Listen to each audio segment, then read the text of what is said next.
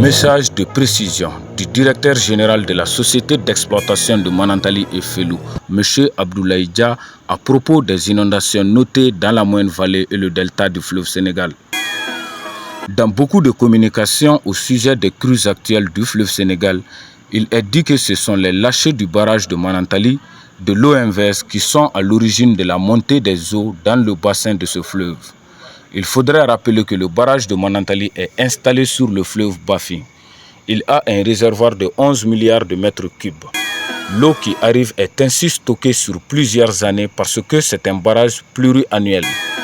Ce stockage a évité depuis 1986 d'avoir de crues récurrentes qui étaient observées auparavant. Cette eau est turbinée pour faire de l'électricité qui est livrée aux 3 pays. En cas de crues exceptionnelles comme cette année, nous sommes obligés pour des raisons de sécurité, aussi bien pour les ouvrages, notamment le barrage, que pour les populations de faire des lâchers qui se font à travers des vannes disposées sur l'ouvrage. Ce fleuve sur lequel agit Manantali va rencontrer un autre fleuve, le Bakoy, dans la ville de Bafoullabé au Mali. C'est à cet endroit que naît le fleuve Sénégal qui continue son chemin et sera rejoint par un autre affluent, la Falémé, et par d'autres petits cours d'eau.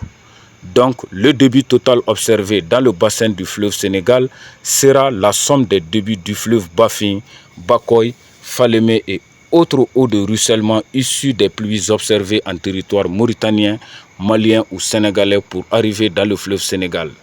Donc, dire que les lâchers de Manantali sont à l'origine de la crue sur le fleuve Sénégal est un peu exagéré, car l'action du barrage de ce fleuve, Bafin, ne permet de contrôler que près de 40% de l'ensemble des eaux qui convergent vers le lit du fleuve Sénégal.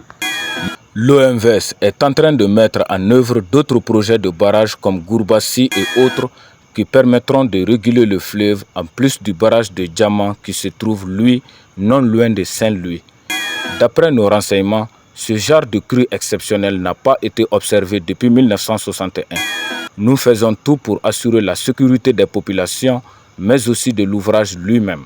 Si jamais les lacets ne sont pas faits lorsque la cote d'alerte est atteinte, cet ouvrage qui a coûté très cher pourrait même céder. On ne le souhaite pas et provoquerait une onde de crue qui pourrait arriver très loin dans les terres. Heureusement, nous avons vérifié que tous les organes de sécurité du barrage, comme les vannes, sont fonctionnels, qu'ils jouent pleinement leur rôle et nous surveillons cela de très près. L'OMVS, de même que les ministères en charge de l'hydraulique des 4 pays de l'OMVS, sont à pied d'œuvre avec des cellules de crise en rapport avec nos États et suivent la situation avec attention. Il faut rappeler que c'est aussi la même chose qui est observée en Guinée, au Mali, en Côte d'Ivoire, sur d'autres fleuves où tous les barrages ont ouvert les vannes. Nous observons une baisse des lâchers à Manantali depuis 72 heures et si la situation continue ainsi sur la Falémé et le Bakoy et qu'il n'y a pas de fortes précipitations dans la région, cela soulagerait les populations de la vallée rapidement. Merci de votre aimable attention et de votre compréhension.